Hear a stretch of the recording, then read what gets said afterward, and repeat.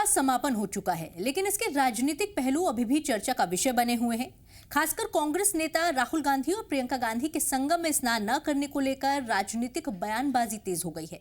Samajwadi party के नेता IP Singh और केंद्रीय मंत्री रामदास अठावले ने इस पर तीखी प्रतिक्रिया दी है। इस वीडियो में हम आपको बताएंगे कि राहुल गांधी महाकुंभ क्यों नहीं गए, इस पर राजनीतिक दलों की क्या प्रतिक्रियाएं आई और इसका आगामी चुनावों पर क्या प्रभाव पड़ सकता है। नमस्कार, आप देख रहे हैं जी भारत, आपके साथ मैं हूं प्रियंका कर्णवाल।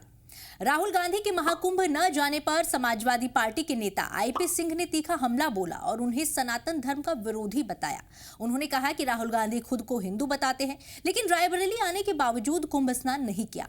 उन्होंने सोनिया गांधी के ईसाई धर्म से संबंध और प्रियंका गांधी के ईसाई धर्म में विवाह का भी जिक्र करते हुए कहा कि राहुल गांधी को हिंदू धर्म से परहेज है।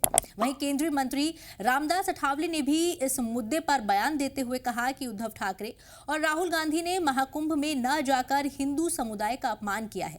अठावले ने हिंदू वोटर्स से इन नेताओं का बहिष्कार करने की अपील की और कहा कि वे हिंदू वोट तो चाहते हैं, लेकिन हिंदू परंपराओं का सम्मान नहीं करते।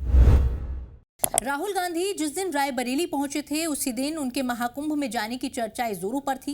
ये चर्चा इसलिए भी अहम थी क्योंकि इससे पहले समाजवादी पार्टी के प्रमुख अखिलेश यादव संगम में डुबकी लगा चुके थे और उनकी तस्वीरें सोशल मीडिया पर वायरल हो रही थी। लेकिन राहुल गांधी के महाकुंभ में न जाने के फैसले से कई राजनीतिक समीकरण बदलते दिखे। दिल्ली विधानसभा चुनाव के दौरान राहुल गांधी का अलग अंदाज देखने को मिला था। उन्होंने न सिर्फ विपक्षी नेताओं को चुनौती दी, बल्कि अपनी राजनीति को पहले से अधिक आक्रामक बनाया। हालांकि राम मंदिर उद्घाटन समारोह की तरह महाकुंभ के मामले में भी कांग्रेस नेतृत्व दुविधा में नजर आया। जब ममता बनर्जी ने राम मंदिर के उद्घाटन का बहिष्कार किया, तो कांग्रेस ने भी दूरी बना ली थी। यही पैटर्न महाकुंभ के मामले में भी दिखाई दिया। राहुल गांधी के महाकुंभ से दूरी बनाने के पीछे कई संभावित कारण हो सकते हैं। राजनीतिक विश्लेषकों का मानना है कि सबसे पहला कारण यह हो सकता है कि कांग्रेस पिछले कुछ वर्षों से हिंदुत्व बनाम सेक्युलर राजनीति के जाल में उलझी हुई है। एक तरफ पार्टी का एक वर्ग चाहता है कि कांग्रेस खुद को सॉफ्ट हिंदुत्व की राह पर लेकर जाए, वहीं दूसरा वर्ग इसे पूरी तरह से नकारता है। यही कारण था कि राम मंदिर उद्घाटन को लेकर भी कांग्रेस का रुख असमंजस भरा रहा था। महाकुंभ के मामले में भी राहुल गांधी और कांग्रेस किसी एक दिशा में स्पष्ट निर्णय लेने से बचते दिखे।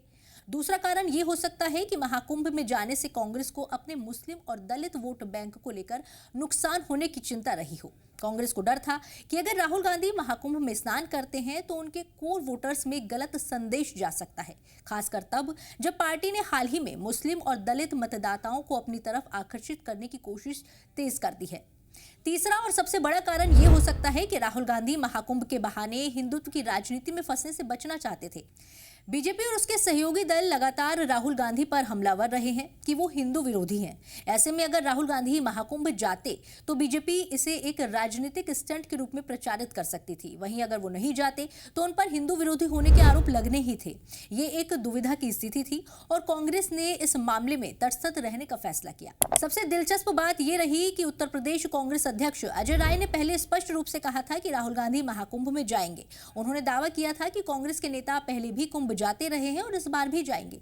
लेकिन जब राहुल गांधी और प्रियंका गांधी संगम नहीं पहुंचे तो अजय राय ने सफाई देते हुए कहा कि ये पूरी तरह से आस्था का विषय है और किसी पर कोई दबाव नहीं है। उन्होंने कहा कि कुंभ में जाना निजी आस्था से जुड़ा मामला है और इसे राजनीति से नहीं जोड़ना चाहिए। ये बयान दर्शाता है कि कांग्रेस ने अपने नेताओं की धार्मिक यात्रा को लेकर कोई ठोस रणनीति नहीं बनाई थी और अंतिम समय में राहुल गांधी का दौरा टाल दिया गया। और प्रियंका गांधी का महाकुंभ में न जाना निश्चित रूप से कांग्रेस के लिए एक बड़ा राजनीतिक मुद्दा बन सकता है। बीजेपी इस मामले को भुनाने की पूरी कोशिश करेगी और इसे हिंदू विरोधी राजनीति के रूप में प्रचारित कर सकती है। वहीं समाजवादी पार्टी जैसी सहयोगी पार्टियां भी इस मुद्दे पर कांग्रेस को असहज करने की कोशिश कर रही हैं। आईपी सिंह का बयान इस बात का संकेत है कि गठबंधन में भी अंदरूनी मतभेद गहराते जा रहे हैं। अब सवाल ये उठता है कि क्या कांग्रेस इस रणनीति के साथ लोकसभा चुनाव में आगे बढ़ पाएगी? क्या राहुल गांधी को इस मुद्दे पर कोई सफाई देनी होगी? और क्या आने वाले चुनावों में कांग्रेस हिंदू मतदाताओं को साधने के लिए कोई नई रणनीति अपनाएगी? ये तमाम सवाल आने वाले दिनों में भारतीय राजनीति की दिशा को तय करेंगे।